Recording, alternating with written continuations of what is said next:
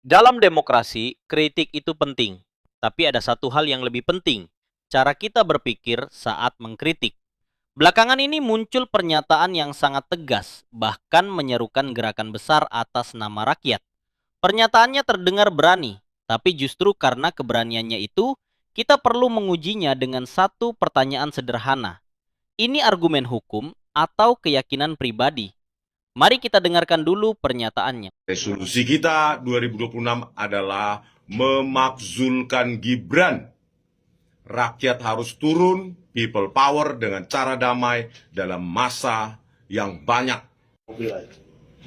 Resolusi 2026, Wapres Gibran yang tidak pernah lulus SMA, baik dalam maupun luar negeri, tidak memenuhi syarat minimal SMA yang diatur dalam Undang-Undang Pemilu kita, maka resolusi kita 2026 adalah memakzulkan Gibran.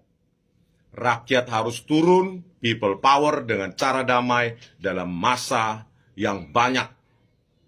Kita harus bergerak, 2026, rakyat bergerak turun semua, ratusan ribu sampai jutaan orang untuk meminta Ditjen Dikdasmen mencabut surat keterangan yang dikeluarkannya pada 6 Agustus 2019 yang menyetarakan sekolah Gibran kelas 1 SMA setara dengan SMK bidang peminatan akuntansi dan keuangan yang abal-abal itu.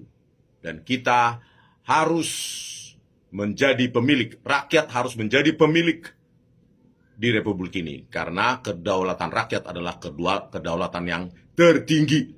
Merdeka! Secara pribadi, saya melihat masalah utama dari pernyataan ini bukan pada keberanian mengkritik, melainkan pada logika yang digunakan. Ada lompatan yang terlalu jauh dari klaim administratif langsung ke kesimpulan politik, lalu ditutup dengan seruan people power.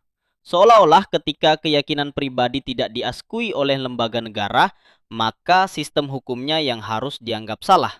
Ini cara berpikir yang berbahaya. Dalam negara hukum, keyakinan tidak otomatis menjadi kebenaran. Kebenaran diuji lewat mekanisme hukum, bukan lewat seberapa banyak orang yang bisa dikumpulkan. Kalau memang ada pelanggaran, jalurnya jelas. Buktikan, gugat, dan uji secara terbuka. Yang juga mengganggu saya adalah penggunaan narasi atas nama rakyat. Rakyat bukan satu suara tunggal. Mengklaim diri sebagai wakil kedaulatan rakyat sambil menutup ruang uji hukum justru bertentangan dengan semangat demokrasi itu sendiri. Saya tidak menolak kritik, saya menolak cara berpikir yang menempatkan emosi di atas pembuktian.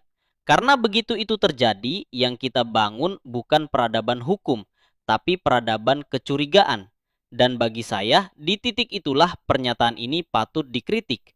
Bukan karena terlalu berani, tetapi karena terlalu yakin tanpa mau diuji. Oke, itu dia pembahasan kita kali ini. Di channel Orang Pinggiran, kita selalu berangkat dari sudut yang sering diabaikan.